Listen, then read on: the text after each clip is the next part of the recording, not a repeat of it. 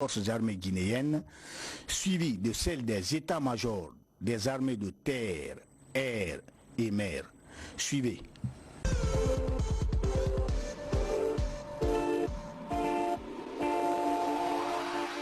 Le 5 septembre 2021, une date historique pour le peuple de Guinée et son armée. Cette date marque la prise effective du pouvoir par les forces de défense et de sécurité sous le magistère du colonel Mamadi Doumbouya, président du Comité national du Rassemblement pour le développement, CNRD. Dès lors, la nouvelle équipe dirigeante du pays s'est attelée au travail. Dans un élan patriotique, les nouvelles autorités du pays opèrent de positifs changements et posent des actes majeurs. Une suite logique d'opérations qui rime avec les aspirations du peuple. Au sein des forces de défense et de sécurité, ce vent de renouveau s'est fait ressentir. Plusieurs cadres sont nommés dans différents secteurs de l'administration militaire. À l'inspection générale des forces armées, par exemple, le colonel Abdoulaye Keita, ancien commandant du bataillon autonome des troupes aéroportées Bata, a remplacé le général de division à la retraite Alpha Ousmane Diallo.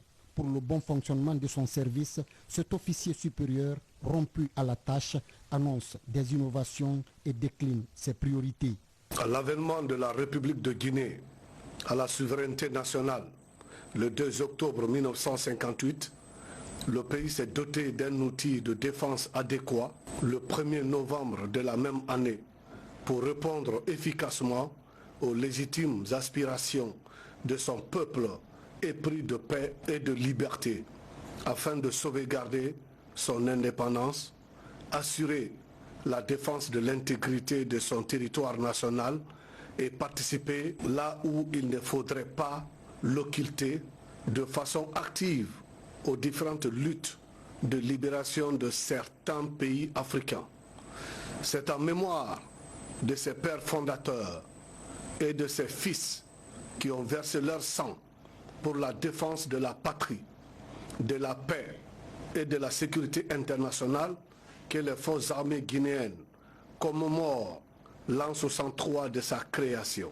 C'est le lieu pour nous de rendre un vibrant hommage à ces valeureux soldats et de nous incliner pieusement devant leur mémoire en réitérant l'engagement d'être leur digne héritier pour hisser encore plus haut le drapeau national. Aujourd'hui, les forces armées guinéennes sont dans une phase d'évolution, de métamorphose d'un modèle de leur indépendance. Elles se transforment résolument d'un système plus adéquat aux conflits et aux menaces de la sécurité contemporaine.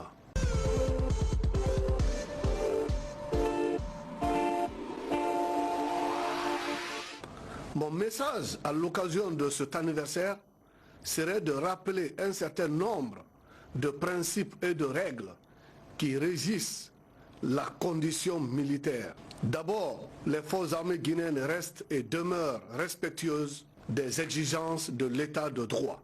Ensuite, notre armée républicaine, représentative de l'ensemble de la nation, est profondément loyale envers les autorités légales. Elle est aussi au service du peuple et des institutions républicaines. Enfin, je dirais qu'elle reste subordonnée à l'autorité civile légalement établie. Pour terminer, je voudrais me joindre au chef d'état-major général des armées, au haut commandant de la gendarmerie nationale, pour remercier, encourager et féliciter les forces armées guinéennes pour leur comportement républicain de tous les jours, leur loyalisme, leur disponibilité et leur esprit de sacrifice en ayant une pensée pour nos frères d'armes déployés à Kidal. Dire merci à Monsieur le Président du CNRD, Président de la Transition, chef de l'État, chef suprême des armées, et au ministre délégué à la présidence chargée de la défense nationale pour tous les efforts et sacrifices consentis pour le renforcement du concept armée-nation, pour le bonheur du peuple de Guinée. Vive l'armée nationale, vive la République, vive le CNRD et bonne fête à tous.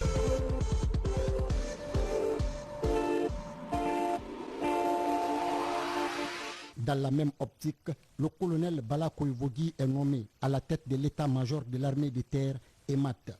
Cet ancien chef de corps du bataillon spécial de Conakry BSC s'inscrit dans la logique de la réforme du secteur de la sécurité dans son volet formation, équipement et entraînement. Dans son plan d'action, le nouveau chef d'état-major de l'armée de terre mise sur une gestion rationnelle de toutes les unités de sa sphère de commandement. Pour lui, la valeur intrinsèque doit primer sur le comportement affinitaire dans le fonctionnement de l'armée. D'où la nécessité pour cet officier supérieur aguerri de prodiguer d'utiles conseils à la nouvelle génération venue servir la nation sous le drapeau.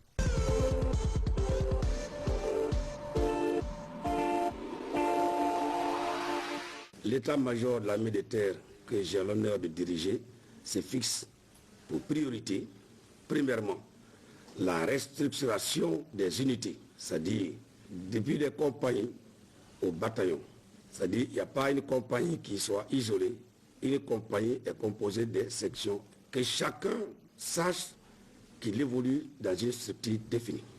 La deuxième, c'est la formation continue. Chaque commandant de bataillon ou de région doit être à mesure de pouvoir former ses hommes ou son personnel.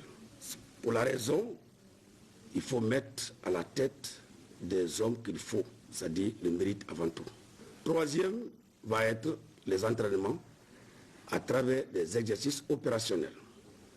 Cela à travers notre CO et BOI. Et la quatrième priorité qui reste très fondamentale, c'est la qualification des ressources humaines qui reste incontournable pour une armée qui se veut digne et respectable.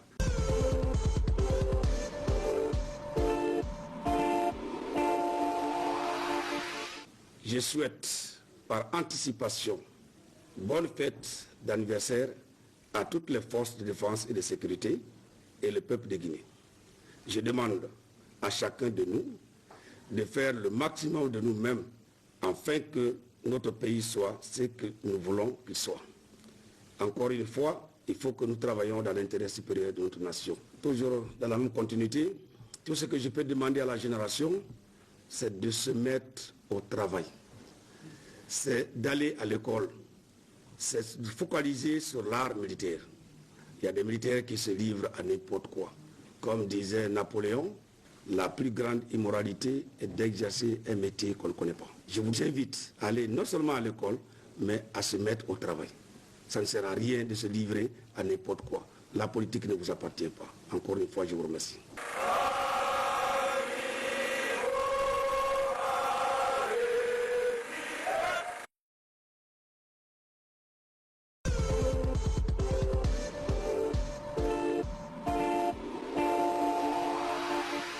L'état-major de l'armée de mer, EMAM, n'est pas resté en marge de cette mutation. Investi de la confiance du chef suprême des armées pour conduire les destinées de la marine nationale, le capitaine de vaisseau, colonel Amadou Sow, s'active sur le terrain. Cet officier supérieur réitère son engagement dans l'atteinte de ses objectifs. En plus de sa mission régalienne qui consiste à défendre l'intégrité territoriale, protéger les populations et leurs biens, cet officier reste déterminé dans la sauvegarde et la sécurité de l'action de l'État en mer. De 2010 jusqu'à aujourd'hui, l'armée guinéenne a beaucoup changé. Dans le cadre de la formation, dans le cadre de l'équipement, je pourrais vous dire que les réformes vont bon train au sein de l'armée de mer.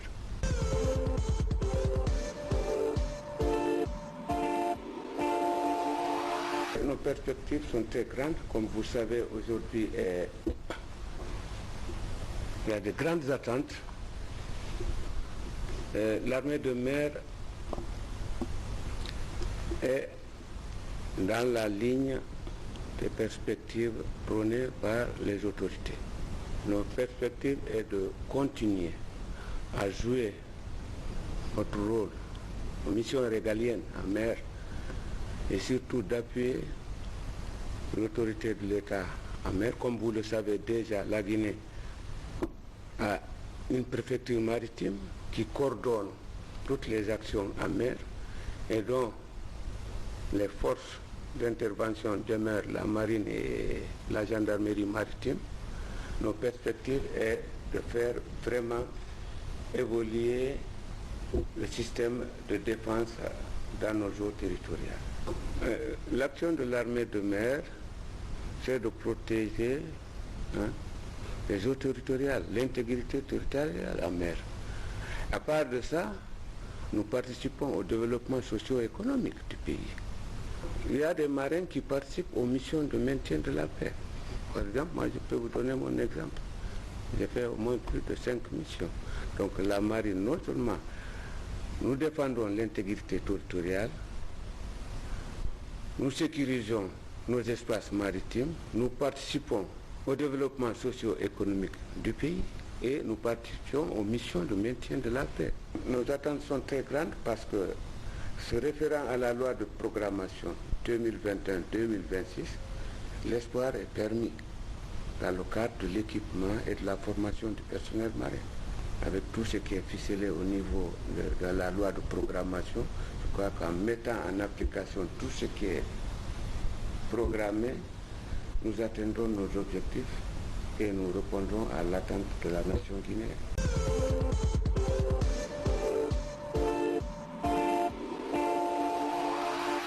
Je vais appeler à tous les hommes en uniforme pour les dire que la balle est dans notre camp. Depuis le 5 septembre, il y a une situation qui nous engage à répondre face au peuple de Guinée. Le militaire doit être toujours prêt à défendre l'intégrité territoriale et à protéger les civils. Nous devons nous remettre en cause pour jouer ce rôle.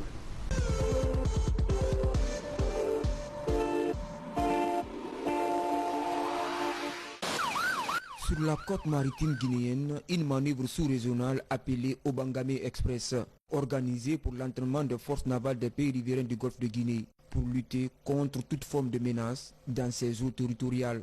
Un programme du commandement des forces navales américaines basé à Accra avec la préfecture maritime et l'état-major de l'armée de mer. C'est un exercice sous-régional qui est organisé chaque année par les États-Unis d'Amérique dans le cadre de renforcement des capacités opérationnelles des marines des pays du Golfe de Guinée pour lutter généralement contre la piraterie maritime et les attaques en mer.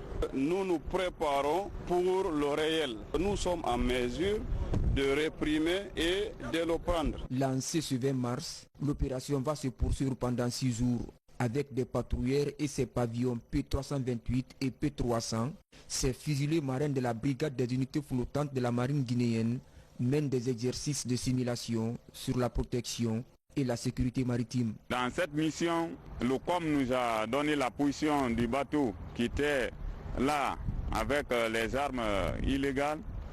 Maintenant, par la compétence de l'équipe d'investigation, on est arrivé à récupérer et à trouver 2 armes à bord. Donc directement, on a changé la position parce qu'il avait d'abord coopéré en première position, mais la coopération n'était pas suffisante. Parce qu'il savait qu'il est en fraude, il fallait qu'il coopère avec nous. Si nous devons y faire cet tas d'exercice souvent, avec l'appui de nos chefs qui sont là, et ça nous met en garde de sauver nos espaces maritimes guinéens. Cette manœuvre conjointe militaire des pays riverains du Golfe de Guinée constitue un moyen d'échange et d'harmonisation des moyens de lutte contre l'insécurité dans le Golfe de Guinée.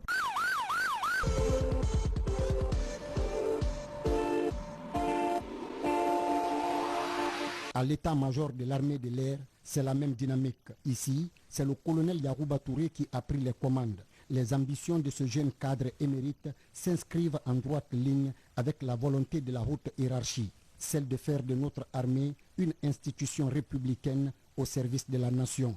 Pour l'accomplissement de cette noble mission, le tout nouveau chef d'état-major de l'armée de l'air, tout comme les autres, a une obligation de résultat. C'est pourquoi il se fixe des objectifs pour répondre aux attentes des nouvelles autorités du pays.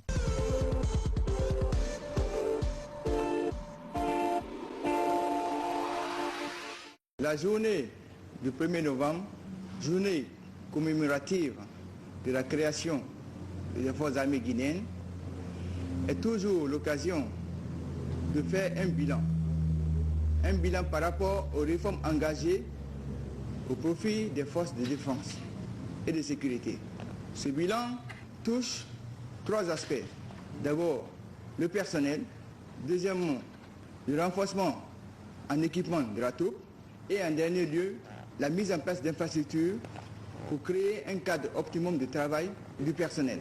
Par rapport aux ressources humaines, les innovations attendues depuis l'avènement du Comité national de rassemblement pour le développement du pouvoir consistent pour l'armée de l'air à la mise en place d'un référentiel des corps de métier.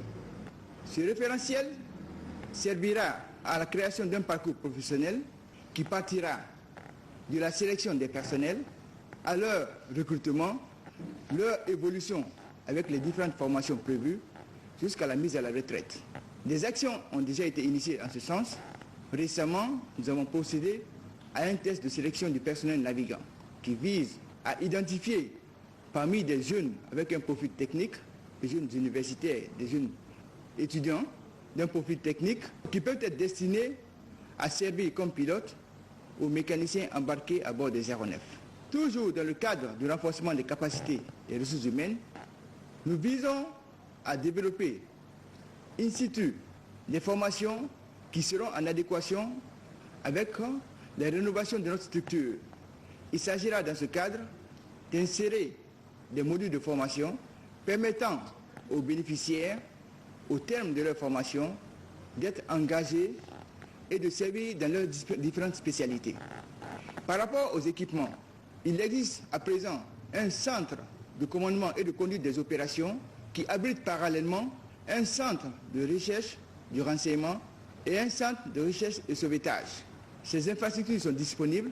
Il s'agira donc de former les éléments pour pouvoir assurer le fonctionnement de ces nouvelles infrastructures.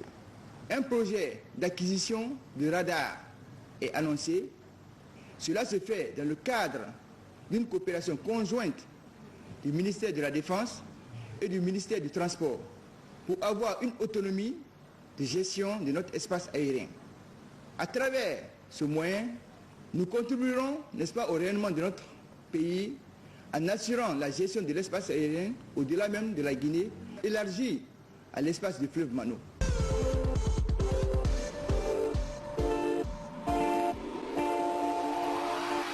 Conformément à la loi de programmation militaire 2021-2026, des investissements en infrastructures sont prévus pour améliorer les conditions de vie des troupes en réalisant sur les différentes bases aériennes des infrastructures pour accueillir le personnel, des blocs administratifs, mais également des installations pour accueillir des unités qui seront déployées à l'intérieur du pays, notamment des escadrilles. Par rapport aux opérations, la piste à latérite déjà en cours de réalisation se fait au niveau du camp de Fort Caria. Cette piste servira à conduire des opérations interarmées, notamment de parachutage que nous faisons de façon récurrente chaque année, mais également pour servir de piste de dégagement en cas d'empêchement de la piste de Conakry. Au niveau de l'école de l'air, les travaux de construction sont en cours. L'idée est de parachever, n'est-ce pas, ces travaux de construction de l'école de l'air afin de décupler la capacité d'accueil en stagiaires au niveau de cette école, mais aussi de pouvoir insérer ces nouveaux modules de formation.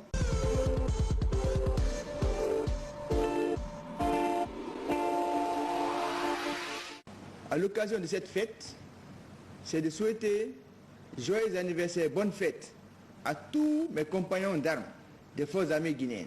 C'est de saisir cette opportunité pour remercier le chef de l'État, chef de la transition, commandant en chef des forces armées, le colonel Mamadi Doumbouya, pour sa volonté d'accompagner les forces de défense et de sécurité en général, mais l'armée de l'air dans le but de développer des capacités et assurer ses missions régaliennes.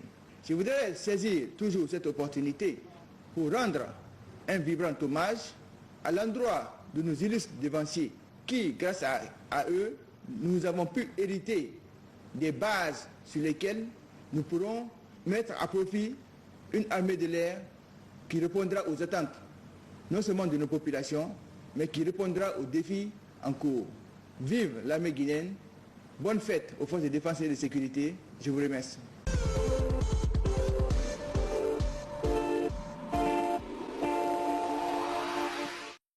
Ce concours de recrutement est organisé par le ministère de la Défense nationale au compte de l'état-major de l'armée de l'air. Il est ouvert aux bacheliers et aux étudiants diplômés. 750 candidats prennent part à ces tests de sélection psychotechnique de l'état-major de l'armée de l'air. Objectif, renforcer l'effectif de l'état-major de l'armée de l'air en personnel navigant et non navigant. C'est un test qui se fait chaque année au sein de l'armée de l'air en vue de sélectionner des jeunes pilotes et des jeunes techniciens de l'armée de l'air. Soucieux de ça, le commandement militaire a jugé nécessaire d'organiser annuellement des tests psychotechniques. Ce test psychotechnique fait appel aux jeunes pour compétir dans un domaine spécifique afin d'être sélectionnés.